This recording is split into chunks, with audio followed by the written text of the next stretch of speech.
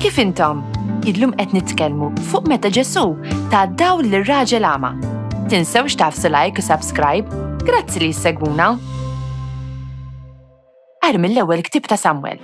F'dak iż-żmien, il-mulej qal lil Samwel: imla l-qarn biż-żejt u itlaq. Jien se nibatek għand Ġesse il-Betlemita, għaliex minn fost uliedu jingħażel talja sultan. ċara li mallu wasal, Samwel ra lil Elijab u qal: hawn quddiem il-mulej il-midluk tiegħu. U l-mulej qal lil Samwel: tħares lejn is-sura tiegħu jew it-tul ta' persuntu, għax jiena diġà warrabtu. Għax il-mulej ma jarax bħal ma jara l-bniedem, dak biss li jidher fl-għajn, imma l-qalb. Ġesse ressaq quddiem Samwel 7 minn uliedu, imma Samwel qallu: il-mulej ma ħatar lil ħadd minn dawn. U s-sokta jgħidlu: dawn huma it-tfal kollha. Ġesse wieġbu: għad fadal iż-żgħir qiegħed tira n-naċ. U Samwel qal lil Ġesse: ibgħat għalih u ġibu, għax ma noqogħdux fuq il-mejda qabel ma jiġi hawn. U bagħat għalih u ġiebu. Kien żagħżugħ ruxxan, għajneh ħelwin u sabiħ fis-sura tiegħu. U l-mulej qal lil Samwel: qum u idilku għax danu.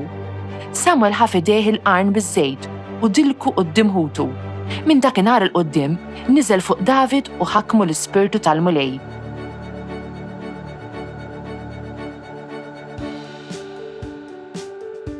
Il-mulej u r-raj tiegħi xejn ma jonqosni.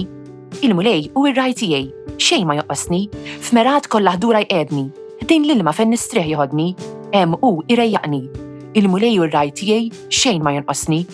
Imexxini fit-triq tas-sewwa minħabba l-isem tiegħu. Imqar jekk nimxi f'wied mudlam, ma nibżax mill-ħsara għax inti miegħi. Il-ħatar tiegħek u l-asluġ tiegħek huma iwensuni. Il-mulej u r-raj tiegħi xejn ma jonqosni, intħejji mejda għalija quddiem l-edewwa tiegħi. Biż-żejt tidlik li rasi u l-kalċi tiegħi tfawwarli. Il-mulej u r-raj tiegħi xejn ma jonqosni.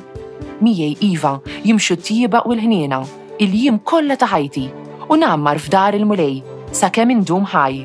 Il-mulej u r-raj tiegħi xejn ma jonqosni. Ara mill-littra ta' San Pawl Apostlu lill-Efesin. Ħuti, intom kontu darba dlam, immissa intom dawl fil-mulej. Ejxu tawlit id-dawl li jintom. Frott id-dawl jinsab f'kull ma' u tjieba, f'kull ma' u ġustizzja, f'kull ma' u verità. Fitxu li tarfu dak li joġob lil-mulej u tisseħbux fl-emejjel ta' dlam bla frott, imma ikxfuhom fil-beraħ. Għax dak li qegħdin jagħmlu huma fil-moħbi tistħim qar jekk issemmih, imma meta wieħed joħroġhom fil-beraħ, id-dawl juri kollox. Għax kull ma jidher u dawl, għalhekk jingħad stemba int li jintriqed u hu mill-imwiet ħajiddi fuqek Kristu. Glorja u tifħir lilek Kristu. Jiena d-dawl tad-dinja jgħid il-mulej, min jiġi warajja ikollu d-dawl tal-ħajja. Glorja u tifħir lilek Kristu. Qari mill-Evanġelju skont San Ġwan. F'dak iż-żmien, kif kien għaddej, Ġesu lema raġel ama minn twelidu. Beżaq fl-art, għamel minnu qisu tajn u dilek bih għajnejn ir-raġel ama u qallu: mur inħasel fil-menqa ta' Silwa. Din tfisser il-mibgħut. Mela dak mar inħasel u ġi jara. Il-ġirien u dawk li s-soltu kien jarawh għaxu kien tallab qalu: ta' mhuwiex dak li kien joqgħod bil-qeda jittallab. Xi wħud qalu: iva hu. Oħrajn qalu: le, imma jixbħu. Iżda hu qalilhom: jiena hu. Lil dan il-bniedem li fl-imoddi kien ama ħadu ħant il-Fariżej. Issa dakinhar li Ġesu għamel it-tajn u fetaħ għajnejn l-ama, inserta kien is-sibt. Il-Fariżej ukoll staqsewhom il-ġdid lill-ama kif sar jara u qalilhom: qed li ftit tajn fuq għajnejja, mort ninħasel u issa qiegħed nara.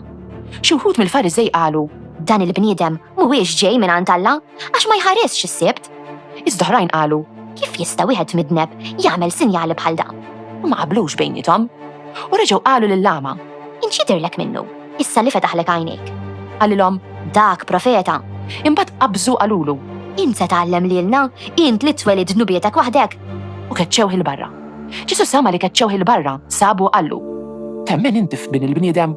Dak wieġbu qallu: min hu mulej biex nemmen fih. Qallu Ġesu: mhux biss rajtu, imma huwa dak stess li qiegħed ikelmek. Qallu: nemmen mulej u nxteħed arkubteħ quddiemu.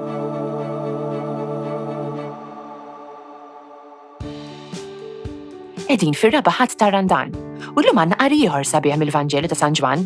Naqraw l-istorja tar-raġel imwielet ama. Bħall-istorja tal-mara ħdejn il-bir li smajna l-ġimgħa l-oħra, din istorja ta' konverżjoni. L-għama, il-vista u d-dawl huma partit importanti mill-istorja. Fil-Bibja li wieħed jara b'għajnejh ifisser id-dawl tar-ruħ. Aħna l-koll bħal raġel imwieled għama. Aħna kollha twelidna bid-dnub oriġinali u r-ruħ tagħna ma tarax sew. Il-mulej ifejjaqna billi joffrilna l-ilma ħaj u d-dawl tad-dinja.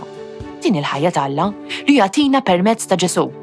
Ġesu id-dawl li jurina r-rieda ta' Alla u l-pjan ta' Alla. Il-ħajja ma tagħmilx sens mingħajru.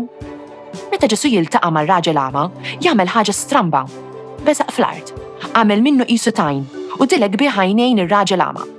Ġesu il-mediċina għall-ġisem u r-ruħ tagħna, tassew neħtieġuh. Aħna lil Alla dnielu lew kemm il-darba biex edna iva għal dak li rridu aħna.